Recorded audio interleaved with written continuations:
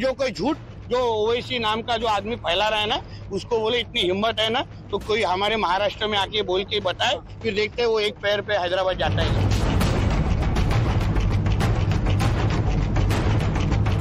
हाँ, इनको आके बिजनेस करना है, वहाँ पे इनको हमारे धर्म के खिलाफ इनको मटन का दुकान डालना है।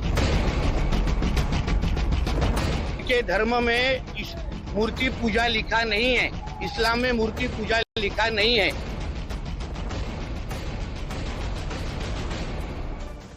तो महाराष्ट्र में धार्मिक आयोजन कानिफनाथ यात्रा कई दिनों से चर्चा में है और इसकी वजह इस धार्मिक यात्रा में मुस्लिमों पर प्रतिबंध है। स्थानीय सरपंच और संतों का आरोप है कि इस धार्मिक आयोजन में मुस्लिम व्यापारी हों या अन्य मुस्लिम वो धार्मिक नियमों का पालन नहीं करते और इसीलिए उनकी एंट्री पर बैन लगा दिया गया। लेकिन अब इस पर सियासी घमासान छिड़ चुका है। समाजवादी पार्टी के अबू आजमी से लेकर AIMIM के चीफ असदुद्दीन ओवैसी मैदान में उतर चुके हैं।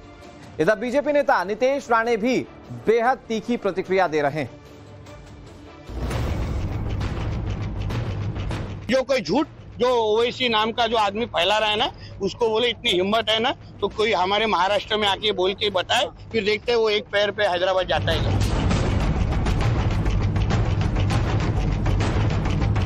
हाँ, इनको आके बिजनेस करना है, वहाँ पे इनको हमारे धर्म के खिलाफ इनको मटन का दुकान डालना है।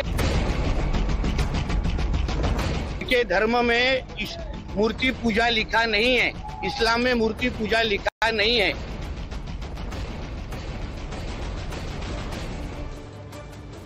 तो महाराष्ट्र के अहमदनगर से इस वक्त की बड़ी खबर, कानिफनाथ यात्रा में मुस्लिमों के प्रतिबंध पर नीतीश राणे का बयान सामने आया। मणिगांव ने सही फैसला किया, ये नीतीश राणे कह रहे हैं। महाराष्ट्र सरकार में मंत्री हैं नीतीश राणे और अपने तल्ख बयानों को लेकर हमेशा सुर्खियों में रहे हैं। और एक बार फिर से उन्होंने कहा कि जो मुस्लिमों को बैन करने का फैसला मणिगांव ने लिया, वो फैसला सही लिया। महाराष्ट्र का हर गांव इस पैटर्न को अपनाए। नीतीश राणे इस बात को आगे बढ़ाते हुए ये भी कह रहे हैं कि मतलब महाराष्ट्र का दूसरा जो भी गांव है वहां पर भी मुस्लिमों के व्यापार करने पर प्रतिबंध हो। कानिफनाथ यात्रा वहां के लोगों के लिए एक बहुत पवित्र यात्रा है और इस दौरान वहां के लोग कह रहे थे कि अगर मुस्लिम धर्म के लोग इसमें व्यापार करते हैं तो वो पवित्रता भंग होती है और इसी के चलते मुस्लिमों की एंट्री पर बैन लगाया था। लेकिन उस बैन लगाने को नीतीश राणे डिफेंड कर रहे हैं। इन्होंने, ये जिहादी लोगों ने इसी तरीके का इंक्रोचमेंट शुरू किया है।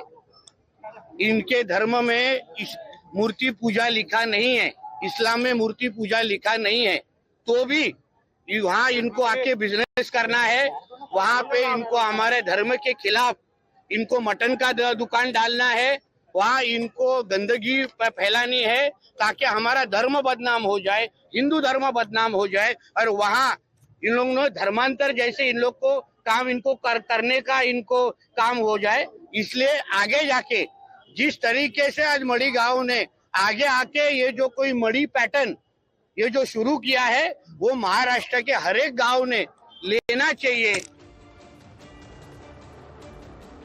चलिए बहुत जल्दी से आपको इस पूरे विवाद के बारे में बताते हैं। दरअसल महाराष्ट्र के अहमदनगर में मेले का आयोजन किया जा रहा है। महाकुंभ के बाद इस मेले में मुस्लिमों की एंट्री पर बैन लगा दिया गया।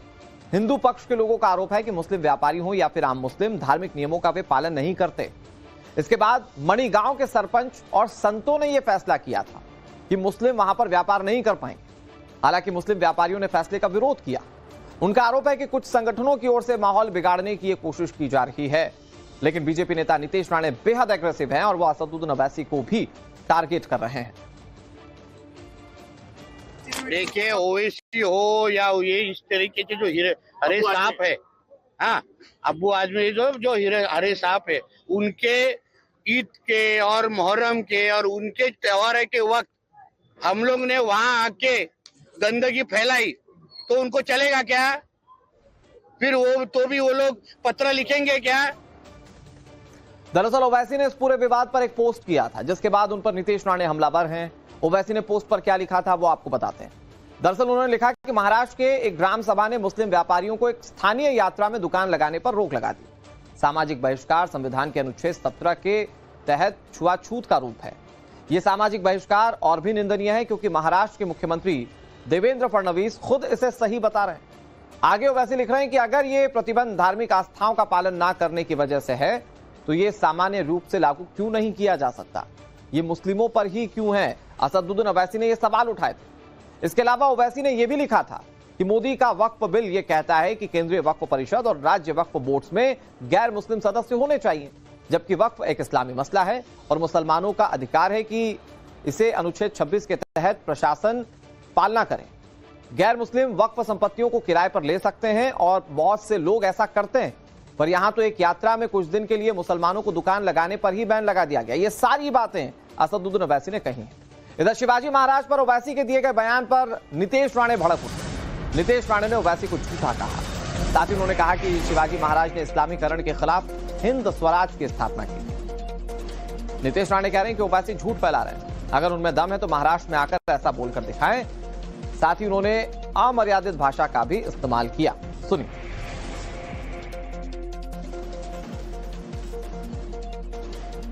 वो झूठ है, वो झूठा है। इतिहास बता रहे हैं हमारे छत्रपति शिवाजी महाराज ने इस्लामीकरण के खिलाफ स्वराज्य खड़ा किया था।